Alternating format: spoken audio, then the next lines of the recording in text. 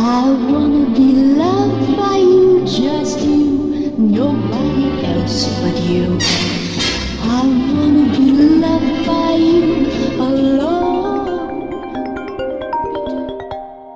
Zero fucks given, zero fucks given, zero fucks given. Zoja dhe zotrinj, faleminderit që po na ndiqni sërish, ju që jeni dhe shpresoj që të shtoheni 10 herë, 100 herë më shumë. Normalisht dua të falenderoj sponsorat e mi, i General Delibrosin edhe Marudermin që e përdorim skincare-in e tyre ditë për ditë dhe shumë produkte tjera që kanë. Dhe Delibrosim që mezi po presim ta shohim pasi të mbarojmë këtë intervistë. Kam sot një të ftuar shumë special që mezi po pres të futem në disa tema të thella, pak ndryshe nga ato që bëjmë zakonisht, po shpresoj që të mësoni dhe ju diçka të re dhe të iluminohemi sot nga Ermal Mamaçi. Shumë faleminderit që erdhe. Me gjithë të prezantim, i rritë ka shumë pritshmëritë. Jo, unë mendoj që pritshmëritë janë shumë të sakta. Po pse thank nuk you. vlerëson ti veten? Modestia është gjithmonë safe way. Shumë e vërtet. Të dalë direkt kështu Dalim, në temë. do dalim Dalim në temë. dritare, dalim, po. Tashi, unë do ta filloj me karrierën se mendoj që është një nga gjërat më interesante që ti ke. Mendoja se ishte hunda ime, por okay, e filloj me karrierën. Okay. Fal, ke shumë flokë. Po. Pyetja e parë që dua të të bëj është nëse dikush të pyet, ore, çfarë profesioni ke ti? Kjo është kam një kështu vërtet çfarë jam. Ai je aktor, ai je producent, ai je çfarë je? Si prezanto apo varet kë ke përballë? Unë varet në kohën kur më pyesin. E kuptoj. Tani për shembull jam life and business coach. Okej. Çfarë do të pyesësh? Okej. Çfarë po bën tani me jetën tënde? Unë jam një life and business coach. Kurse nëse më pyesin çfarë jam, unë i përgjigjem po e kërkoj. Po. Gjithkohës jam kërkim të kësaj që çfarë jam. Dhe A je stresuar çik? unë nuk e di akoma se kush jam. Çfarë jam. Po s'besoj se do e marrim vesh ndonjëherë në atë lloj. Ka sa mënyra ne që mund ta marrim vesh. Ha njerë hëmbi thuaj se të, pastaj të dalë të këto pyetjet e mia se ti më del direkt në tema interesante. Unë besoj që çdo njeri ka shumë talente. Edhe mendoj që nuk duhet të jemi peng e një shkolle që kemi marrë, e një kursi që kemi bërë, ose nuk e di, një burri që jemi martu dhe na ka thënë që ti s'bësh për këtë, bën vetëm këtë. So ti të Shkri.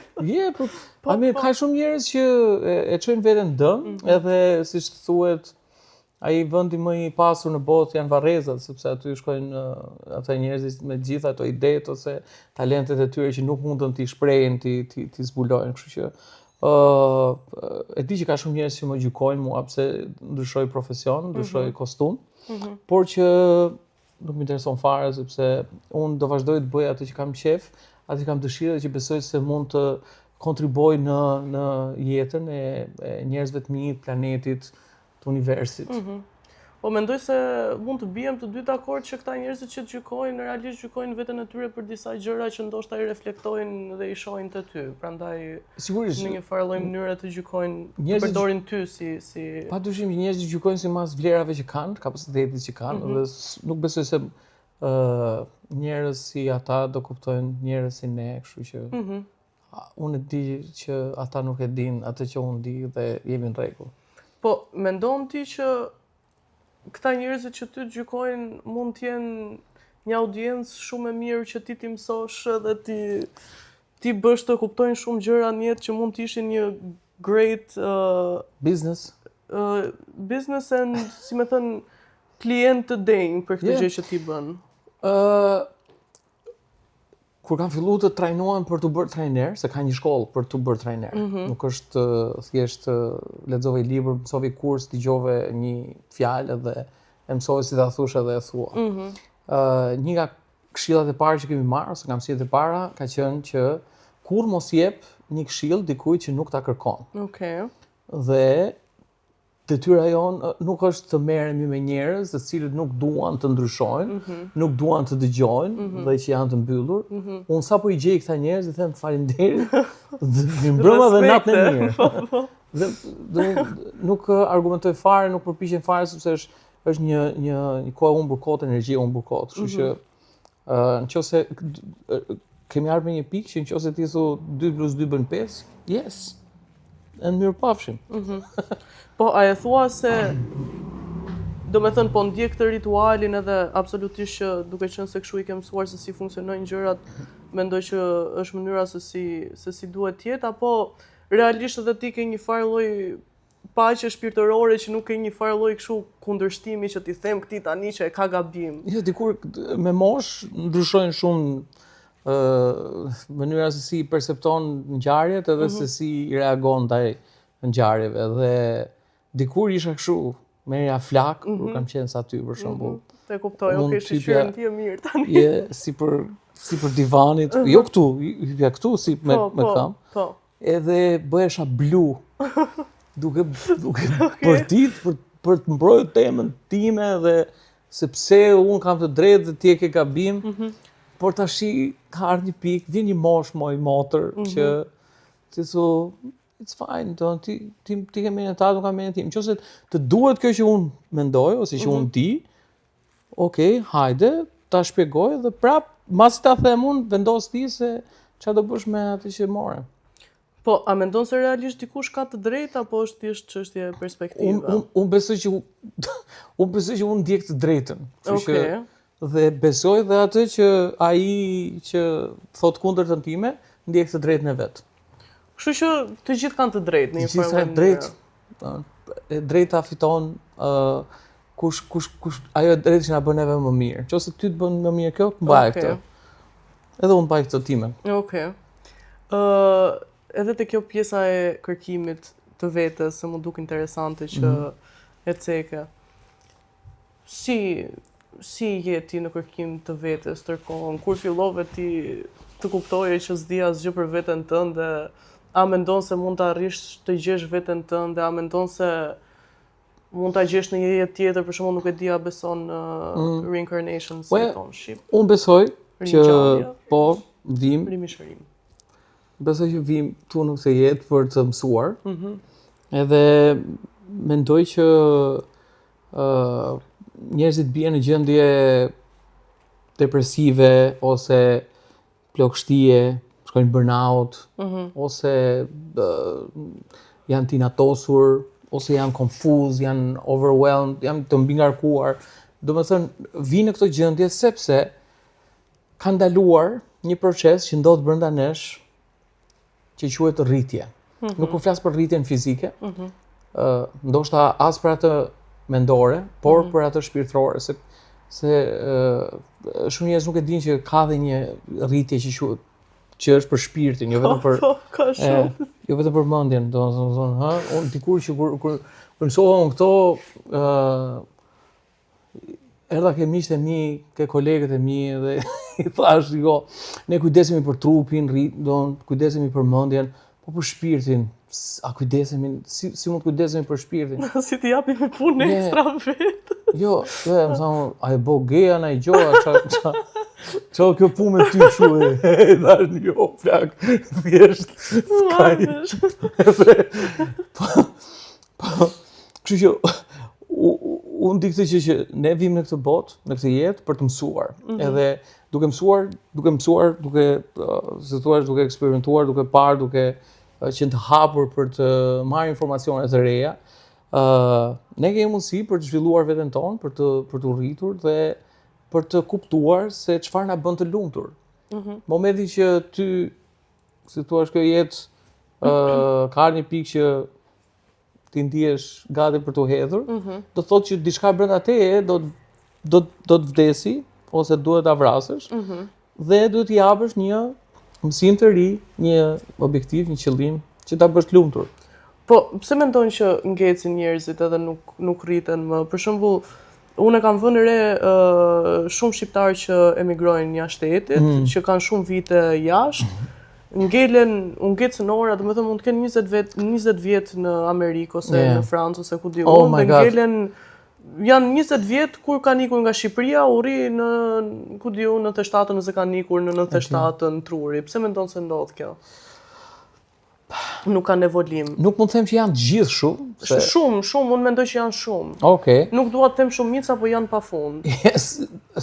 Ndoshta integrimi i çdo njeriu që bëjnë në jetën e vet atje, nuk refuzojnë të integrohen me atë shoqërinë. Unë njoh shqiptar që janë në Amerikë tani, kanë 20 vjet atje e s'din anglisht akoma. Po, shumë e vërtetë.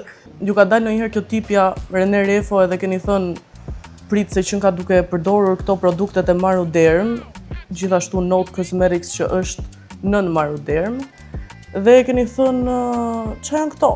Atëherë unë nuk dua t'ju tregoj çdo produkt që unë përdor, sepse çdo tipologji fytyre ka diçka të ndryshme dhe ju goca shqiptare keni një tendencë që të kopjoni çdo gjë që femrat bëjnë, ndërkohë që çdo person ka stilin e vet, fytyrën ndryshe, tipologji ndryshe.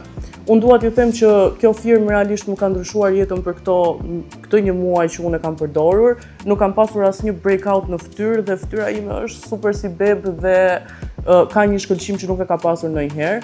Problematika e fytyrë, me thënë drejtën, nuk kam pasur, e vetmja gjë që kam dashur të shtoj në rutinën time ka qenë ky shkëlqimi që momentalisht kam make-up, po mund ta shikoni te videot e mia në TikTok që përgjithsisht janë pa make-up.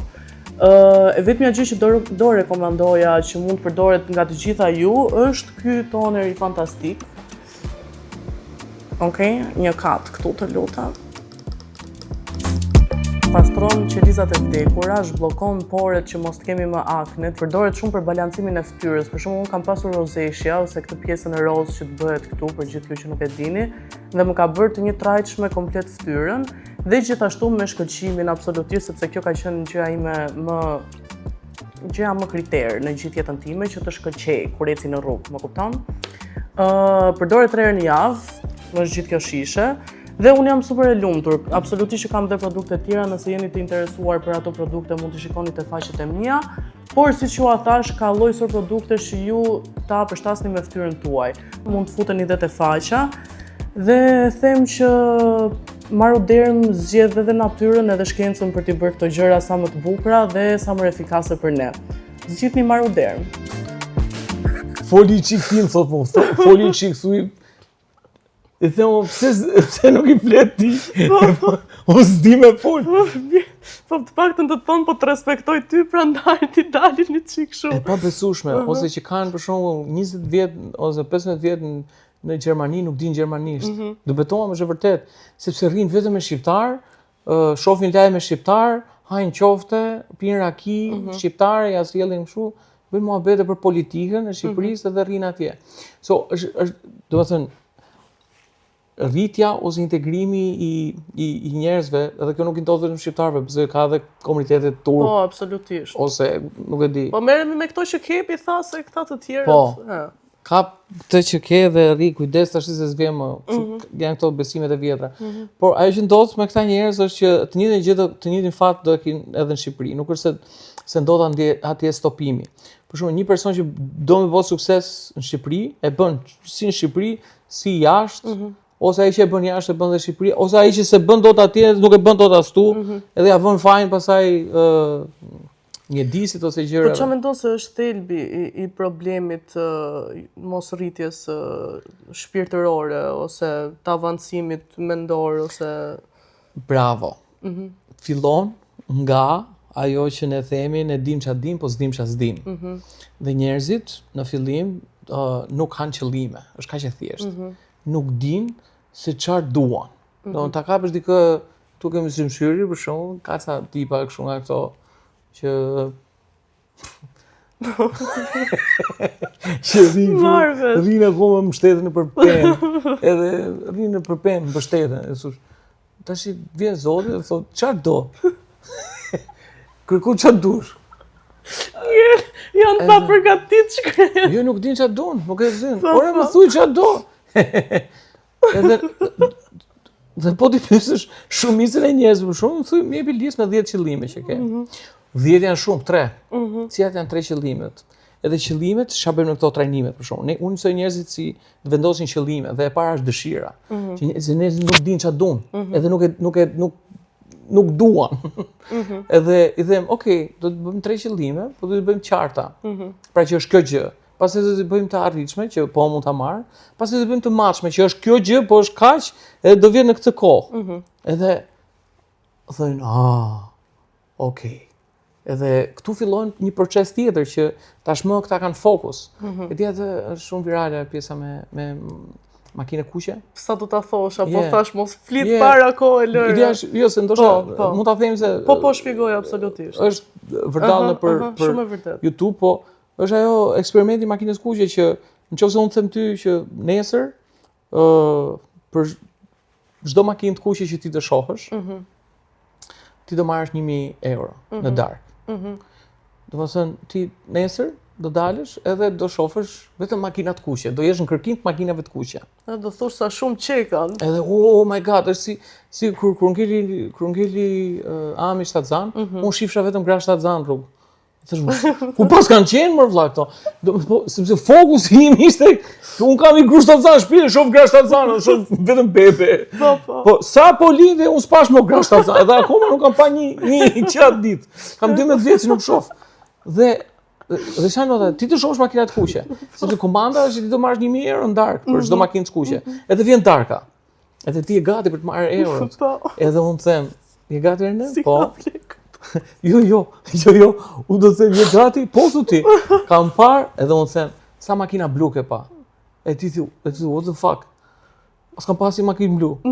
Si s'ke pasi makinë blu? Po ti më the shif makinat kuqe. E ti po unë po të them tash, sa makina blu ke pa? E ti thu, kam pas 0 makina blu. Në fakt, ka pas 0 makina blu? Jo, ka pas shumë makina blu. Po ti s'ke pas një, sepse fokusi ka qenë ke makina kuqe. Dhe ky është rasti, ky është shembulli më i qartë se si njerëzit fokusohen, pra e çojnë vëmendjen tek qëllimi dhe e arrin atë, e bëjnë më të arritshëm në momentin që e dinë se çfarë duan. Pjesa më e madhe e shqiptarëve nuk e dinë çfarë duan. Edhe rrin pastaj, e thonë, ja këto kemi, bëjnë të njëjtën gjë për ditë. Mendon që kjo mund të jetë pak pasojë e frikës së gjykimit edhe prandaj nuk provojnë se që të dish çfarë do duhet edhe të provosh edhe të eksperimentosh me gjëra të reja etj. Shiko, ta heqish këtë se patjetër. Diu truni. Ermali ëngri një burger tani se e mori uria shumë. Edhe tani është hapur. Nuk është e vërtetë nga vetëm gjysmë. Kishte nevojë për energji, ha? Ku e lamne? Se e lamte që ke ti. Kanë atjerë. Qa the ti? Here. O, bo. Po it's okay, unë pas skip. Ku e kam mendjen? Qa tha? A po para gjykimit. Do me thënë, a mendojnë që është pasojë e gjykimit të madh në Shqipëri që këta njerëz nuk eksperimentojnë dhe prandaj nuk e dinë se çfarë duan? Unë mendoj se s'kan tools, ato mjetet ose teknikat, ose më sakt, duke qenë se bëj një gjë për një kohë shumë gjatë, ajo gjë bëhet jeta jote dhe bëhet, si thush, comfort zone. Yes. Comfort zone. Dhe aventura e përpjekjes për të marrë më shumë është shumë e rrezikshme, edhe të bën shumë parahat. Edhe kjo që ti ke, kjo pjata që ke, kjo puna, jemi mirë, shkojmë në shtëpi, kapim divanin, shohim televizor, ham një gjë, një hamburger shumë mirë, by the way. Është meraviglios. Yes. Është zona jone e rahatisë edhe ky jam unë. Pra unë identifikohem me këtë gjë. Edhe kjo është shtëpia ime. Tani vjen një moment që vjen një tip si puna ime ose si puna jote, thotë një gjë, pse s'bën një gjë më të madhe? Pse s'merr diçka më shumë, domethënë të japësh më shumë, të jesh më shumë, të duash më shumë. Edhe ti ndihesh mirë, edhe fillon edhe pa. Edhe pastaj merr malli për këtë shtëpinë, sepse ajo është gjendja jote, shtëpia jote emocionale. E do të kthehesh atje dhe të duket kjo e rrezikshme. Edhe kështu që një gjë që bëjmë neve në këto trajnimet. Para se të dalësh se si funksionon, sa vite ke ti që merresh me këto trajnime? Unë kam shumë vite që merrem me këto trajnime, kam mbi 15 vjet Që i praktikon që personalisht, praktikoj personalisht, po. Edhe ka filluar çuditërisht me një, po jo rastësisht, sepse nuk besoj ka rastësie. Ka filluar me një trajnim shitjesh. Okej. Unë shkova për një trajnim shitjesh, të mësoja si të bëhem, si të shes më mirë. Edhe Përfundon. aty fillova të qajt. Për zotin. Po, sepse yes, po ai trajnim nuk një nga gjërat që ne merreshim aty ishte të vetë ndjerit. Pra, si e ke ti mindsetin tënd, pra mënyrën se si e shikon veten, dhe aty fillon çdo gjë.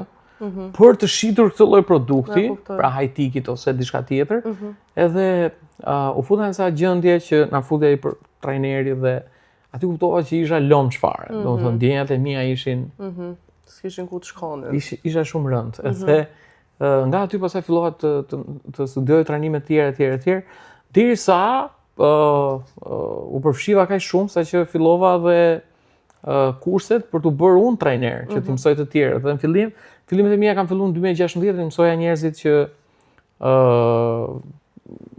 kish kolegët e mi ose njerëzit që punonin në bizneset e mia, familjarët e mi, shokët e mi, edhe ishin këta njerëz që më thanë normal ti duhet ta bësh të për të tjerët. Se na ke ndihmuar. Yes, se funksionon.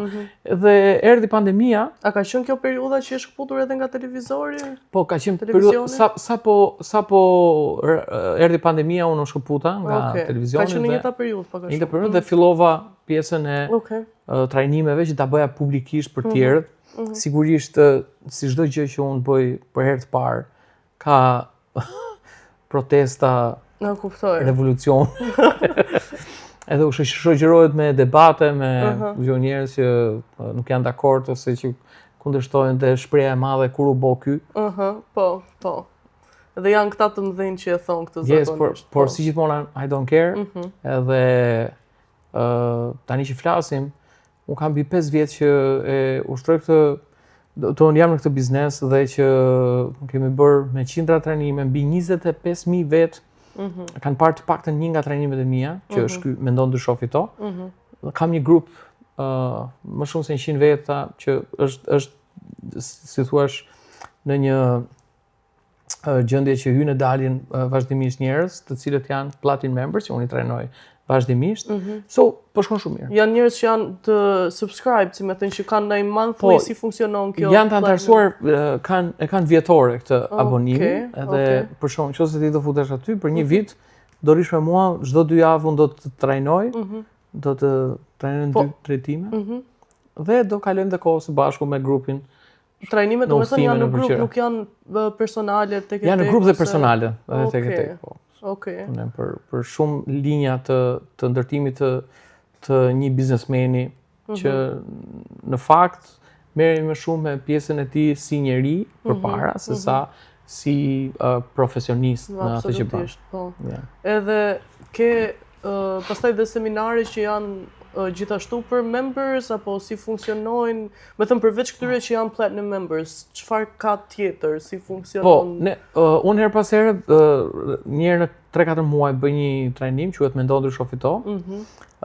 I radhës është në 15 dhe 16 nëntor, mbi 2000 veta do jenë aty. Në çfarë vendi? Është Parku Olimpik. Okej. Në Tiranë. Gjithashtu përveç meje në këtë trajnim të ftuar do jenë Zamir Mane, Vasil Naçi, Ethem Ramadani, Sheki Huseni, pra personalitetet të le të themi biznesit në Shqipëri, të cilët ndajnë eksperiencën e tyre, edhe teknikat, por edhe mindsetin që na duhet ne për të bërë sukses. Do me thënë njerëzit nga ky trajnim që të vinë, do me thënë çfarë do mësojnë nga kjo gjë, çfarë duhet të pretendojnë në thonjza se me çfarë fitimi do dalin, nëse mund ta thjeshtësosh pak për ta. Ajo që unë i them njerëzve para se të vinë aty është që mos hajden nëse janë rregull. Nëse nuk do të ndryshosh, nëse i ke punët në rregull, nuk e pse vjen. Domethënë je shumë mirë, vazhdo shifemi next life.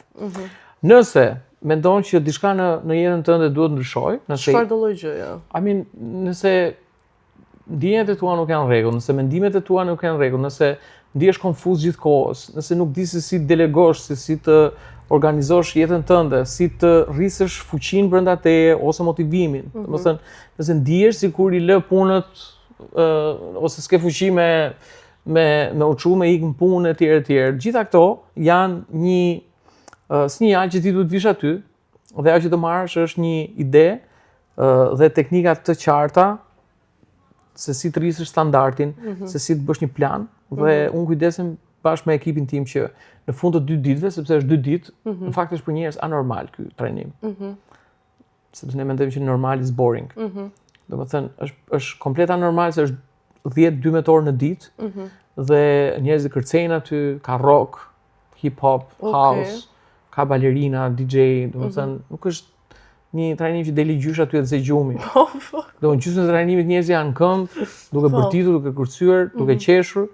Ka momente që shkojnë në gjendje të thella që qajnë, sepse ashtu është procesi që ti do duhet të preket sa zona që ti shlirosh ato ngërçet emocionale që janë krijuar dhe kur dalësh nga një trajnim do kesh një hartë qartë se si do ta bësh ti të paktën një plan 5 vjeçar dhe do kish përjetuar sa gjendje që mund të flasim se tani për këto që quhen intervention, unë kam marrë nga Tony Robbins to në Amerikë, në të cilat njerëzit përjetojnë sa emocione që nuk e kanë përjetuar kurrë më parë, por këto emocione i bëjnë ata që të hidhen në një tjetër nivel të vetes tyre standardit që janë. Emocione pozitive apo negative apo ndonjëherë gjëra që thjesht të bëjnë punë për të ndryshuar. Padyshim që gjitha emocionet janë pozitive aty, edhe nëse përjeton dhimbje, është për të mirën tënde, është pozitive kjo gjë. Por kryesisht njerëzit në këto ndërhyrje se ka njerëz që s'kan medituar ndonjëherë në jetë. Edhe vinë aty dhe për Kjo gjendje ndodhi nga meditimi. Po sa orë është nga këto 12 orë në ditë që është gjithë gjëja, sa orë është meditim? Nuk mund ta them kështu me saktësi, por her pas here ne i fusim në gjendje meditative. Nuk jam vetëm unë që i bëj ato, ka edhe persona të tjerë që janë profesionistë në këtë fushë, por që me çfarë kemi si testimonials, meditimet janë gjëja më e mirë që përjetojnë njerëzit atje në këto trajnime. Duhet vish. Unë personalisht se kam dashur të pyes për këtë, absolutisht do vi dhe kam me shumë qejf për zotin. Para se ta them këtë eksperiencën time që doja të flisja mbi të.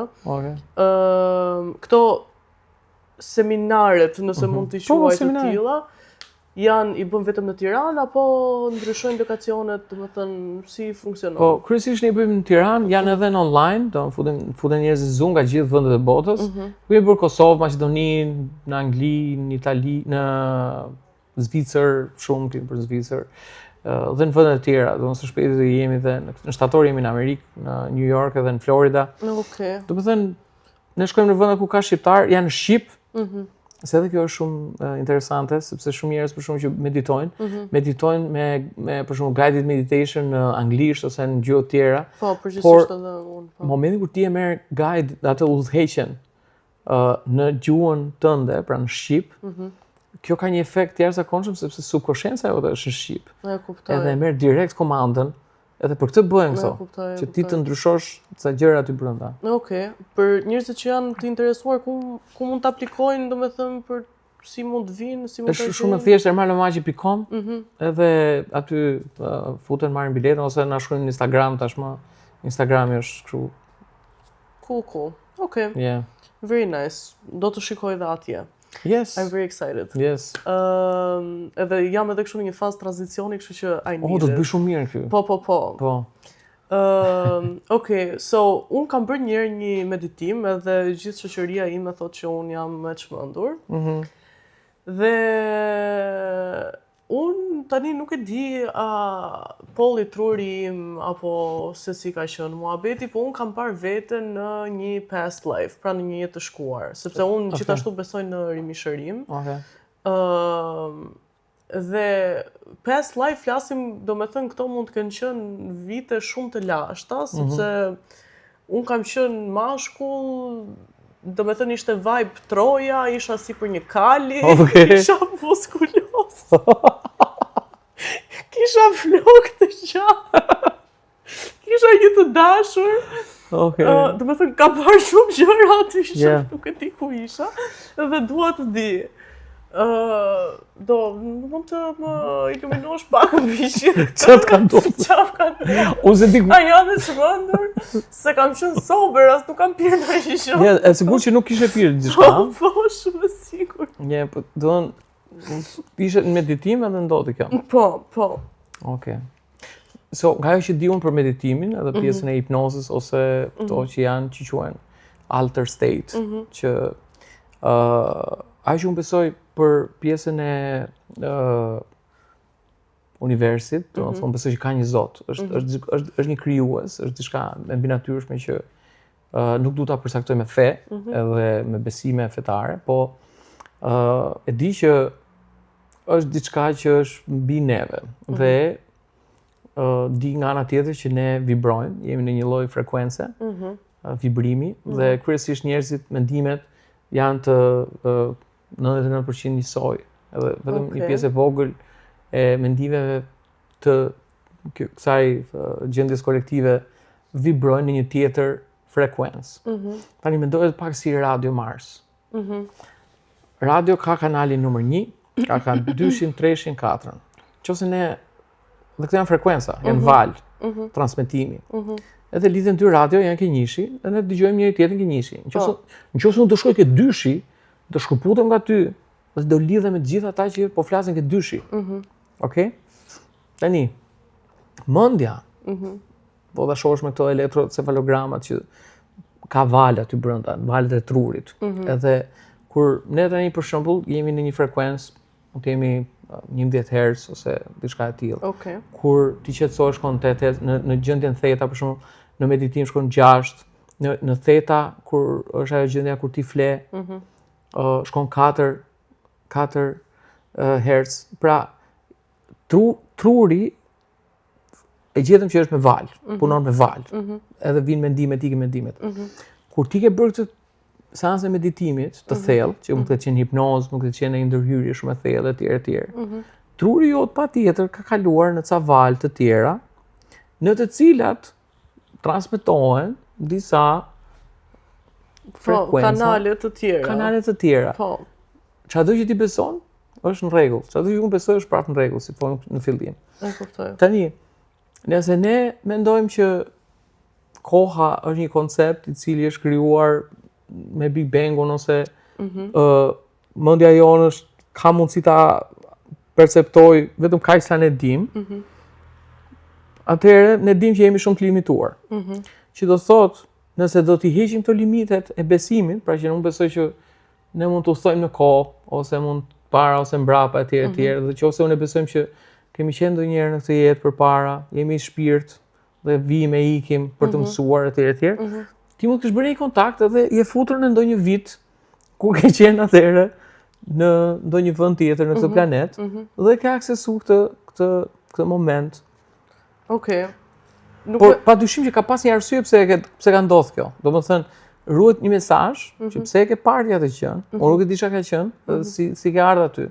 Po këto ceremonitë që janë të thella shpirtërore, bëhen me një qëllim, domethënë ti futesh me një intention. Normalisht, po. Dhe qëllimi është që ty të zbulosh ose si të rregullosh diçka. Ajo të japi një mesazh. Dhe ajo do të japi një mesazh. Tash nëse se ke marrë mesazhin. Jo, unë mesazhin në periudhën që unë kam parë këtë meditim, absolutisht truri ty një ngjarje do ta lidhi me diçka, edhe nëse ti shef një boshllik thua, e di çfarë jeta ime është bosh, duhet të bëj një ndryshim. Nëse ti do ta vësh punin trurin në punë për të marrë një mesazh e merr. Dhe për atë kohë absolutisht e lidha me diçka dhe mora një mesazh, por kur ti e shpjegon këtë gjë, sidomos në Shqipëri, nuk jo se mirë kuptohet, se shqyr Zotit kam njerëz rreth vetes që e mirë kuptojnë, po ndoshta nuk e kuptojnë, ose thonë kush e di se si e të tjerë. Dhe mua më bëhet qefi që ke ardhur me këtë frymë në Shqipëri për ta sjell këtë lloj gjëje, sepse realisht mendoj që mund t'i ndihmoj njerëzit meditimi dhe çdo gjë tjetër që ti sjell. Shiko, është një libër quhet Shpirti, e harrova kur ka shkruar, po e ka përkthyer Timo Flokon në shqip. Okej. Mund ta gjeni në librari Okej. dhe atë ka shkruar një si quhet? Brian e ka, ja. Po. Atëherë, ky është një psikoanalist që ka shkruar këtë librin, është Brian kush? Weiss, po, Brian Weiss. E ka përkthyer në shqip Timo Floko. Është super libër, edhe Timo e ka përkthyer shumë mirë. Aty flitet janë eksperienca të vërteta të këtij Brianit, i cili ka bërë me disa nga pacientët e tij. Dhe në një gjendje hipnoze, është gjallë ai akoma është në Amerikë. Okej. Edhe e ka bërë kështu si le të themi si një mision që t'i tregoj njerëzve se nëpërmjet hipnozës ose kësaj pjese të meditimit të thellë mund të shërosh trauma të vjetra edhe të thella dhe aty ai aksesonte jetë të tjera që pacienti i tij kishte kaluar. Okej. Edhe fillonte dhe me Kështu generational trauma. po dhe me një domethënë saktësi së frikshme, ai pacienti fliste për shembull gjermanisht që ai nuk e kishte mësuar kurrë gjermanishten. Ose thoshte jam këtu tani në Itali. Nga hipnoza the kishte ardhur? Nga hipnoza, nëpërmjet hipnozës ai futeshte në përjetët e tjera të këtij, të këtyre pacientëve dhe sjell fakte se si tregohet shumë bukur libër, se si kjo është një gjë e vërtetë dhe shumë njerëz për shkak që nuk e zgjidhin dot, nuk e realizojnë dot pse unë ndihem në këtë gjendje, mos më ka ndodhur asnjë gjë e keqe. Po unë ndjej këtë gjendje. Edhe ai shkonte në përjetë tjetër dhe gjente shkakun sepse për shkak ai ndjeshte sikur do mbydeshte kur futeshte në një vend me ujë. Ja kuptoj. Edhe ai gjente se si në një disa jetësh ajo ishte mbytur në një liçen. Ishte vdekur, po. Edhe mbasi e zgjidhi këtë, s'kishte më frikë nga uji e të tjerë. Se shifes u përball me frikrat e veta, e kuptoj. Mendon ti që traumat realisht por sqaroj, unë nuk bëj këtë. e kuptoj, okay. Kjo nuk ndodh këtë trajnimet e mia. Kjo është më shumë si psikoterapist personal, po patjetër janë sa njerëz të specializuar të tjerë. Absolutisht. No, ne nuk bëjmë këtë, nuk këndojmë kanatiere, nuk bëjmë nuska. Po, trekëndça, po, kështu gjak sorrash. Po. Kështu që ajo që bëjmë ne është që të japim disa teknika, që quhet psikologji moderne, dhe japim disa teknika të fuqizojmë dhe të tregojmë se si ta bësh suksesin dhe lumturinë vet. Ta japim ty fuqinë, unë vetëm ta tregoj, të çojmë sa gjendje në të cilat ti të zgjidhësh dhe të vendosësh një lloj besimi të ri, pra të shëmbësh konceptin që ke që po të pengon, besimin e vjetër, dhe të vendosësh një koncept fuqizues, besimin e ri, dhe ti e merr atë nëpërmjet një meditimi, një gjendje shumë të relaksuar, ne themi, okay, tash i mendo këtë, je kështu, dhe kur ti i hap syt, ti ndihesh si varianti jot i ri dhe shkon edhe bën punën vet. Çfarë mendon se nëse do thoje që është vetëm një gjë çelësi i suksesit, çfarë do specifikoje që është? Unë them që dëshira dhe besimi janë një si thosh, janë disa vlera të cilat kur bashkohen, dëshira dhe besimi, krijojnë një fëmijë që quhet veprimi. Edhe ti i bën gjërat. Do me thënë mendon që çdo person që thotë unë nuk e bëj dot këtë është problemi vetëm që ai ka është besimi me veten e tij që e bën apo se bën dot. Po, që aty fillon çdo gjë. Domethënë tek imazhi ti ke për veten tënde. Nëse ti mendon që nuk e bën dot, nuk e për ta bërë kurrë. Po. Dhe nëse mendon se e bën, patjetër që ti do nisesh ta bësh, do të mësoj rruga si do ta bësh, do të ndihmojnë gjëra të tjera, po këtu fillon. Ne me këtë merrem shumë me vetbesimin e njerëzve. Nga çfarë mendon se kultivohet imazhi i vetes tënde? Është një hapësirë 0 deri në 7 vjeç, aty krijohet. Që një rol shumë të rëndësishëm kanë prindrit, që dhe pastaj mbasi subkonscienca mbyllet, edhe del ego janë pa, edhe ti fillon kjo jam unë, kjo është e imja, këtë e bëra unë. bëhet gjithmonë më vështirë për ta përpunuar imazhin që ti ke për veten, ose programimi që quhem, që i themi neve. Një nga gjërat më të rëndësishme të këtij trajnimi quhet riprogramimi. Pra, dhe ne futemi aty dhe vendosin ca programe të reja, të cilat do të bëjnë ty pasaj që ti bësh ushtrimet në shtëpi më kollaj. Por afirmimet gjithmonë ndihmojnë. Okej. Që thuash unë jam, unë kam, Unë bëj. unë bëj, po. Kryesisht njerëzit në më të shumtën e rasteve kanë afirmime dhe nuk e din që i kanë dhe nuk e din që i kanë negative. E kuptoj. Më thënë, i flasin vetes në gjuhën e viktimës, në gjuhën e negative, për shembull, unë jam idiot, unë jam fuskot, unë jam pem, unë jam gomar, unë kështu, unë ashtu. Dhe këto realisht kanë një impakt, po thua. Dhe realisht janë, nëse s'janë, akoma do bëhesh. E kuptoj. Do bëhesh një gomar. Një gomar. Kështu që duhet të kesh shumë kujdes çfarë i thu vetes. Po, mendon që sa më e lartë egoja aq më ulët realisht është konfidenca e dikujt, vetbesimi domethënë i dikujt? Apo mendon që nuk ndërthuren këto të dyja bashkë? Egoja jo gjithmonë është armikja jonë, por njerëzit që kanë egoizmin e tepërt dhe Kur kalon nivelin e healthiness, flas. Shiko, sa më shpirtëror të bëhesh, aq më shumë do largohesh nga egoja. Po. Edhe do quhesh si unë s'jam askush. Unë jam dikush që Një soul. që po kërkoj dritën. Por në këtë që në lidhje me vetbesimin, unë shoh si shumë të shëndetshme që vetbesimi të fillojë dhe të vendoset në baza të vërteta. Për shembull, se ka edhe njerëz që janë egoistë ose që janë idiot, që thonë unë kështu, unë ashtu dhe në fakt s'kan asgjë, s'bëjnë asgjë. Domethënë, kjo shoqërohet gjithmonë me një praktikë që ne kemi në këto kurset që i bëjmë të avancuara, por që s'po ta shpjegoj tani sepse do zgjatemi shumë edhe është çik. Okej. Po.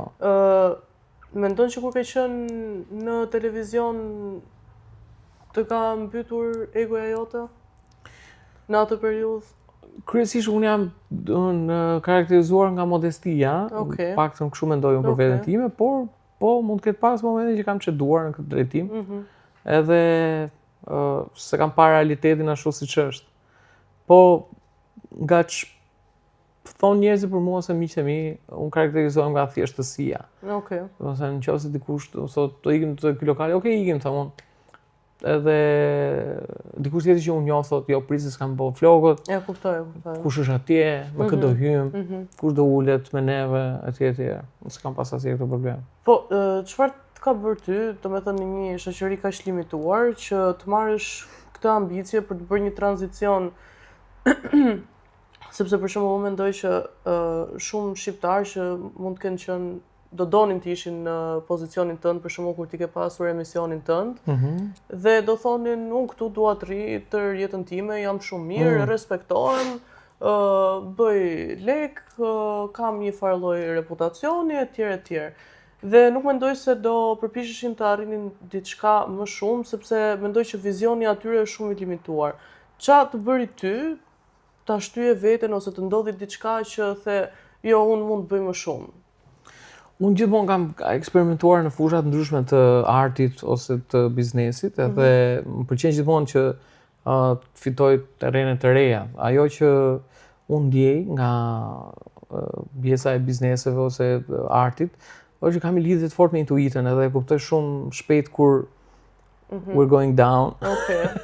Edhe kur shikoj që nuk është më aty ku ishte një projekt ose një çfarë lloj gjëje që tjetë ajo, unë bëj një lëvizje që dal. Dhe në të njëjtën kohë që dal, kam ndërtuar dhe një kanal tjetër, se ku do shkoj, një varg tjetër ku do hidhem. Dhe nuk më pëlqen që të bëj për shumë kohë një gjë, po kjo që po bëj tani, kjo pjesa e trajnerit, është një nga gjërat më përmbushëse që kam marrë në jetë. Domethënë, kam marrë duart okitje si këngëtar, si showman, si aktor, si regjisor, si producent, si DJ. Por kur marr një përqafim nga dikush që i ka syt me lotë, më thotë normal, tash jeta ime ndryshoi. Po. Kjo është Top notch. For sure. edhe kjo më ban në lojë edhe më bën që vazhdoj ta bëj këtë gjë me dashuri. Po, nuk mendon për shembull se the kur e ke ndier që po shkonte puna për nuk mendon se ka ulje ngritje gjëja apo realisht ke studiuar që s'kishte më prodhim fare? Jo, nuk është se e pashë të shkonin edhe do prekshin fundin. Por që kur unë ndjej se mund t'jap më të mirë në një vend tjetër, unë e bëj, nuk është se duhet ngelen pengi kësaj gjëje që u futa në atë kohë që u futa. Kështu që e kam bërë këtë dhe kam bërë sukses, edhe më pëlqen që ta provoj veten time nëpër zona të reja. Deri tash kaq kam. Okej. Po doli një gjë tjetër, Marr vesh. po, mos u çudit domethënë. Dal në një kuzhinier kështu me pesye. Nuk çuditëm fare. A mban rreth vetes shoqëri me të njëjtin mindset apo ke edhe njerëz që ndoshta nuk mendojnë si ti? Absolutisht, gjithë njerëzit që janë rreth meje mendojnë si unë. Okej. Sepse nëse nuk mendojnë si unë,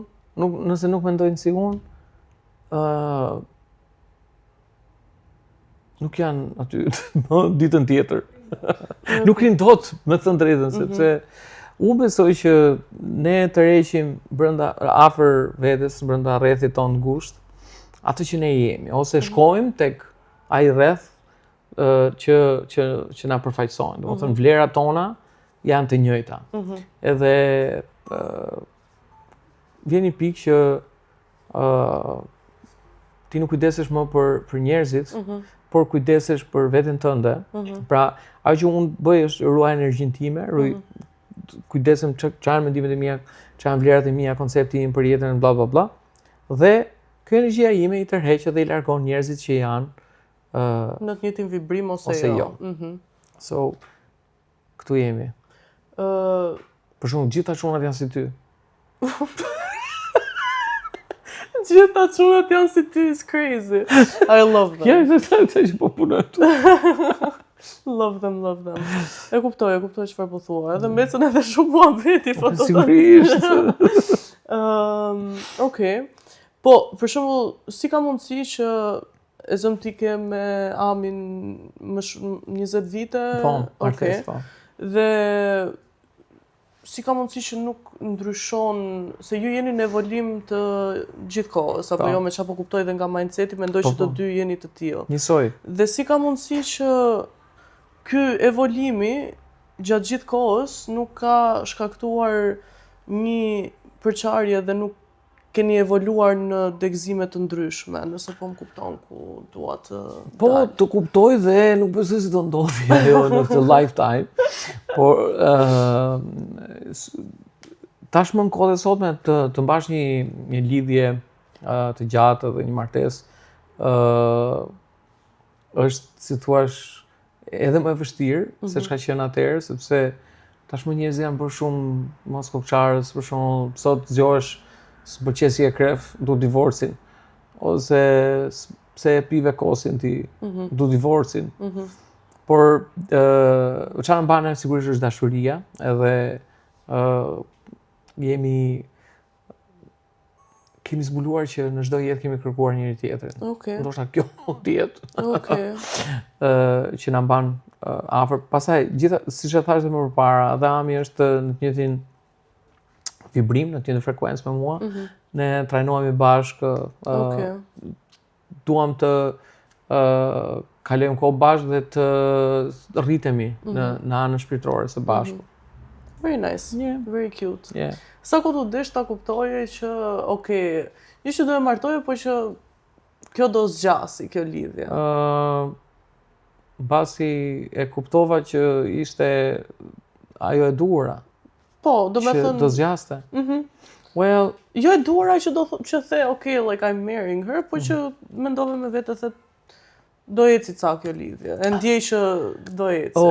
Unë jam, do të thënë, kur u lidha me Amin, ka qenë një kështu statement që unë jam all in, edhe nuk ka, as nuk e kisha konceptin e sa do e heste, do të thënë, ishte vetëm për jetë fjala. Po të bëri thjesht një klik diçka brenda teje apo ishte logjike gjëja?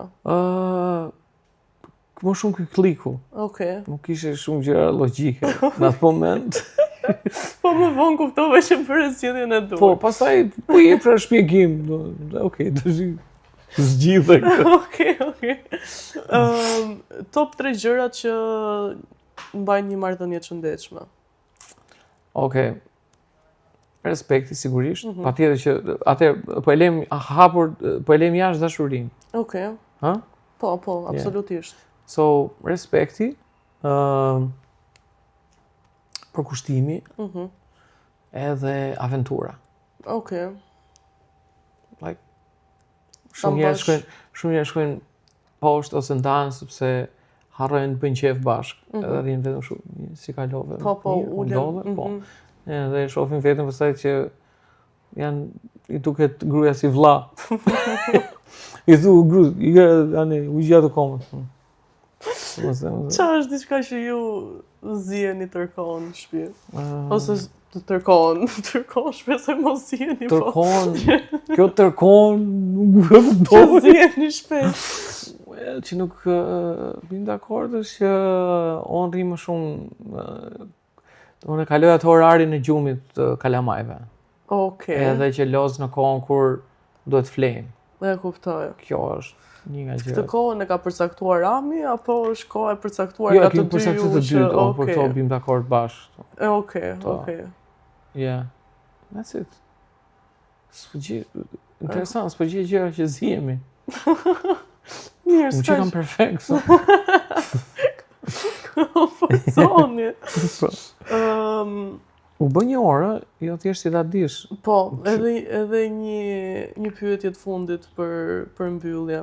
Nëse do drejtoje gishtin nga diçka në dating life të gjeneratës time që do thoshe këtë gjë po e bëjnë gabim, çfarë do thoshe se do ishte ajo gjë? Që shoh që harxhon shumë kohë në këto rrjete sociale. Edhe janë si të mund të flas çik shumë hapur. Shoh për shumë që këto adoleshentët e sotëm kanë një lloj, po ndoshta kam qenë dhe unë ashtu, po unë personalisht nuk kam qenë ashtu. Po ndoshta ka qenë ky brezi i adoleshentëve, është gjithkohës. Po janë si ta them unë ty, janë kështu si të dhier. E kuptoj. E kupton, janë kështu sikur s'kan energji. Do të thënë, ajo që unë i rekomandoj është që të bëjnë sport. Të seminaret. Well, ka shumë të rinj që vjen aty, do shohësh. Do shoh ka shumë adoleshent, edhe më vjen shumë mirë që vinë edhe janë business oriented, fokus në arritje, në qëllime dhe marrin një boost energjie e cila i bën që të bëjnë sukses. Do të thënë, këtë mund të shoh si kështu. Do bëj energjia e tyre. Okej. Unë para se ta mbyll do të bëj dhe një dhuratë nga Marudermi, një shampull për këto flokët e tua meravilioze të duhet. Thank you. Të duhet. Faleminderit shumë. S'ke ku shkon pak të shampull. Shumë faleminderit që ishe këtu. I really enjoyed our talk, edhe do shihemi me datë 15 dhe 16 nëntor. Si quaj, more? Komuna, si... Jo ke komuna, është ke liçeni, ke Parku Olimpik. Si quhet komuna jo zona? Afër komunës është. Te Parku Olimpik. Okej. Thank you so much. Të jap dorën kështu si burra. Po, ke qenë vllai. Faleminderit shumë që ishe këtu.